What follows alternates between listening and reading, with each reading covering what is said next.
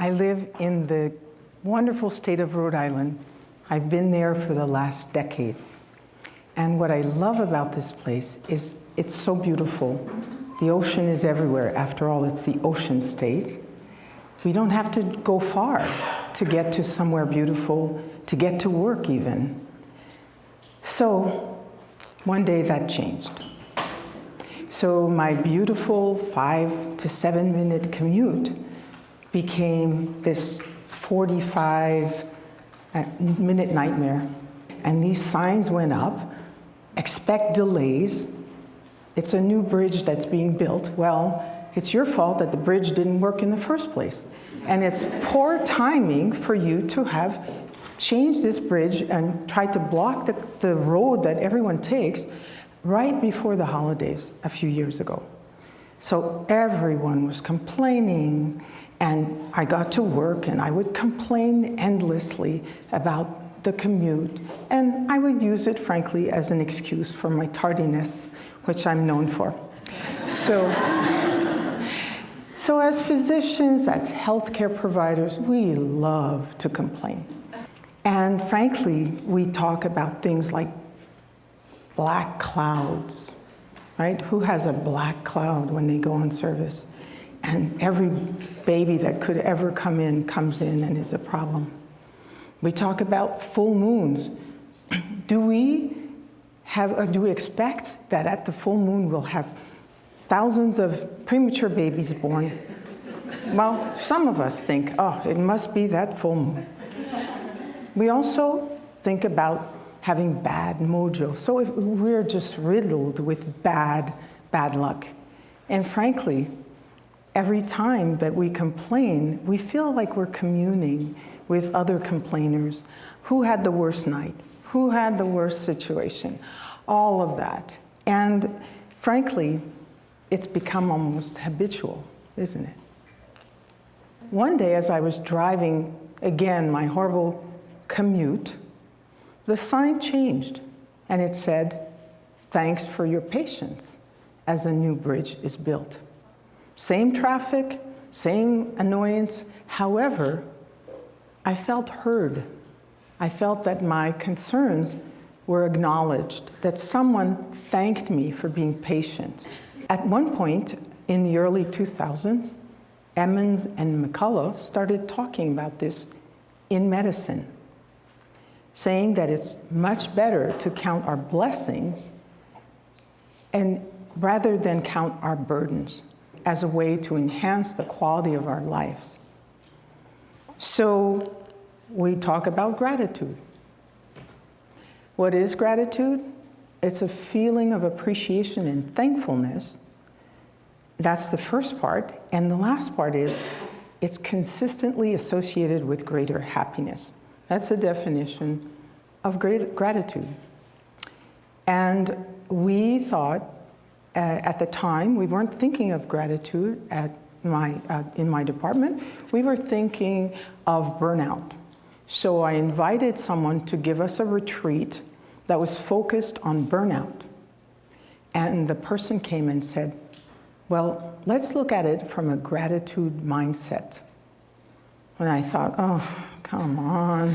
What are we trying to do here? Make everyone feel like they live in Lake Wobegon and that everything's great and nothing's a problem? And isn't that a way for the administrators, those evil people, to make us feel like we should accept the unacceptable? Well, I wasn't raised like that. I was raised to think that everything is critically a problem and that there's always a better answer, there's always a better solution, so why be grateful for something that's not there and perfect? However, there is, as a scientist, I wanted scientific proof, and there is the science of gratitude. Also, people are starting to talk about gratitude as a social capital. Is it a way for us, when we're grateful, to validate others and to help build trust? So if you thank your patients for participating in your study, Are you encouraging them to trust you with their information, their data, their blood? And is it also a means of increasing cooperation between folks? So if your colleagues know that you're grateful for the contributions that they provide, they're more likely to cooperate. And it also is a way of role modeling when you're grateful, and it helps people pay it forward. So propagating this gratitude is really important. Gratitude also can sometimes be in the form of gifts. And gifts are tricky, right? Because are they altruistic, or do we feel they demand reciprocity? So think of the time that you came back to work after the holidays or whatever, and some colleague gave you a gift, but you hadn't thought of giving them one. Ooh, you feel very awkward, very uncomfortable, but there's no demand for reciprocity, nor should there be. And also, if we talk of gratitude, oftentimes we refer to that as a debt of gratitude. I owe you a debt of gratitude. So does that make you owing to that person if they see that you need them, you're grateful to them? And we all know that it's verboten to give gifts in medicine because it can be misconstrued. So that goes for gifts from patients, gifts from industry. So it's viewed as unethical and we shouldn't do it. Another aspect of gratitude is gratuities. That's supposed to be a way to express our thanks. But in this country, you can't get a cup of coffee or a stick of gum without someone sending you a bill that says, how much do you want to add for gratuity, right? And that's annoying when they literally put the cup on the counter and you're supposed to give them some form of gratitude. So there are many ways to study how gratitude impacts us. And there are actually mental and physical benefits of gratitude. It can actually improve the quality of your life, that's been shown. It can decrease your depression, can make you feel more satisfied than deprived. And actually, in studies of addiction, it helps people get off of their addiction faster. It also has a protective effect against burnout. So probably that is why my facilitator had chosen the gratitude mindset. And also think about it, if you thank your staff, are you not encouraging them to feel better about themselves, the work they do, and acknowledging that?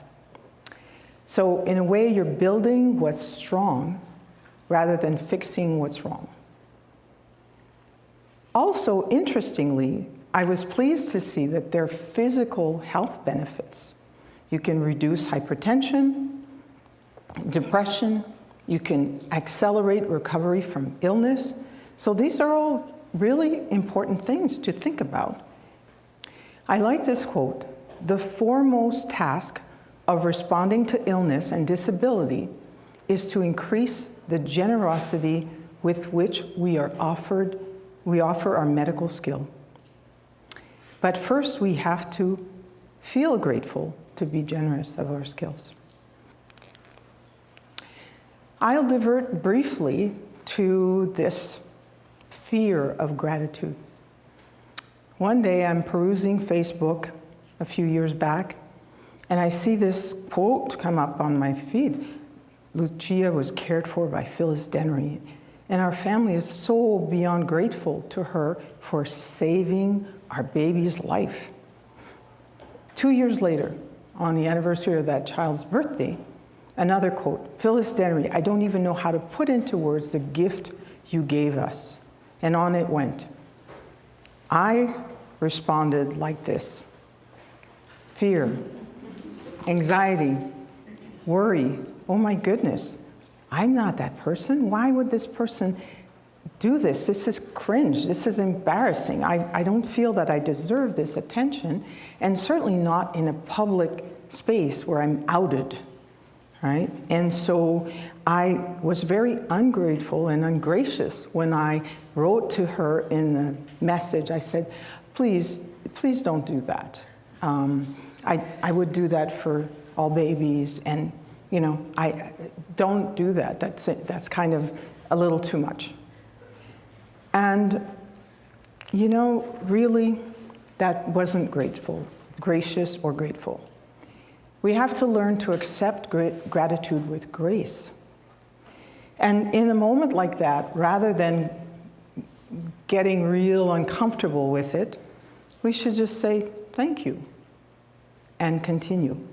So it goes for everything. People offer us a compliment or something, and we go, that old rag, or whatever it is that we complain about. So we have to change that way of being, because we are depriving that person who's grateful to us of the acknowledgement and the pleasure of having offered us this gift of their gratitude. Another quote I really like: "Blessed are those who can give without remembering and take without forgetting." So always just do it spontaneously in the situation that you're doing it.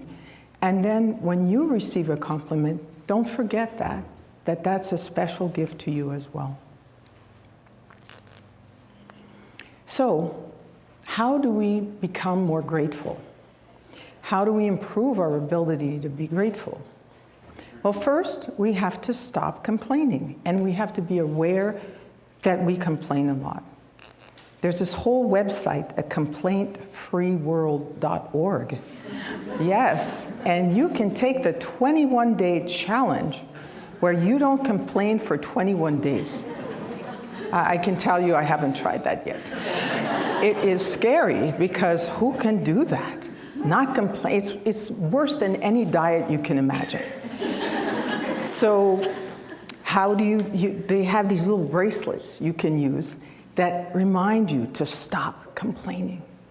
And that's interesting. And I've tried to stop, and it is difficult. And the other way to do it is to think of good things. So when you're complaining about your night on call or whatever, what was good about that day? Were you able to teach residents? Were you able to comfort a family? What is the good that comes from this thing that sounds so bad? And also, there are apps and things where you can keep a gratitude journal.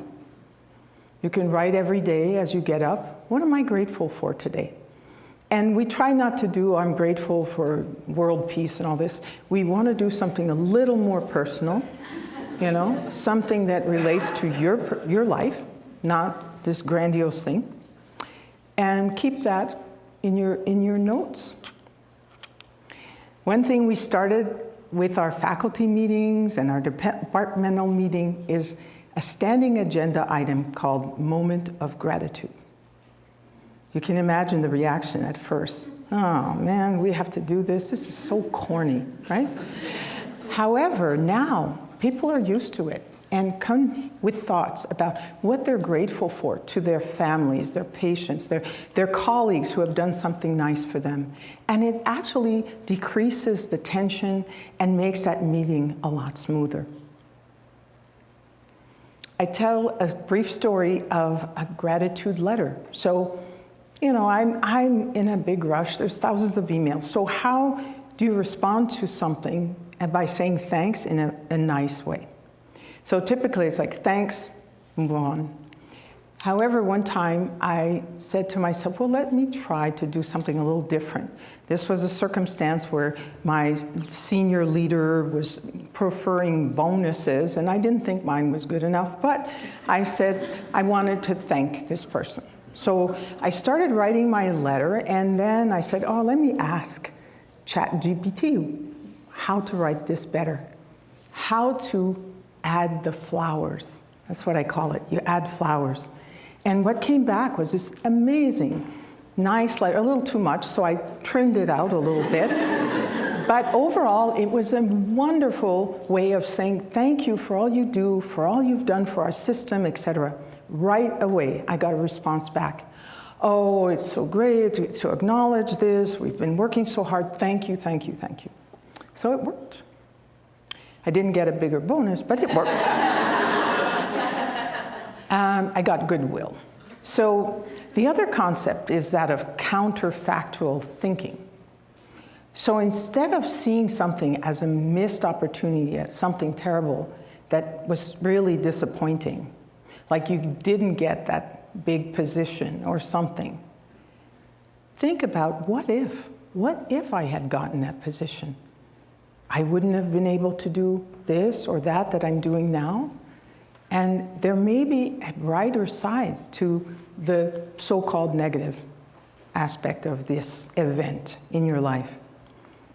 Not thinking what if a catastrophe happens, but more what if we are able to transform this relatively uncomfortable or bad event to something good. So I told you I'm a scientist. I'm a free radical biologist.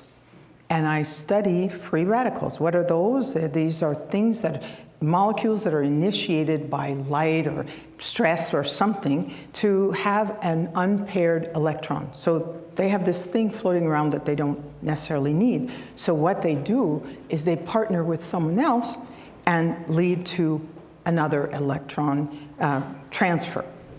And that's the initiation phase. And then the second part of this is propagation. So A gives to B, then A gives to C, D, E, F, etc. So it keeps going. It's a propagating reaction. So let's turn that to gratitude. So someone thanks you for something you've done that's great to them, and you feel better. You feel good. You feel like you made a difference.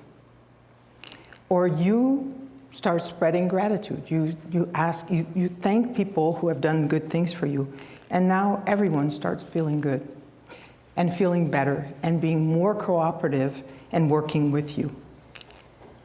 So with that, I will thank you.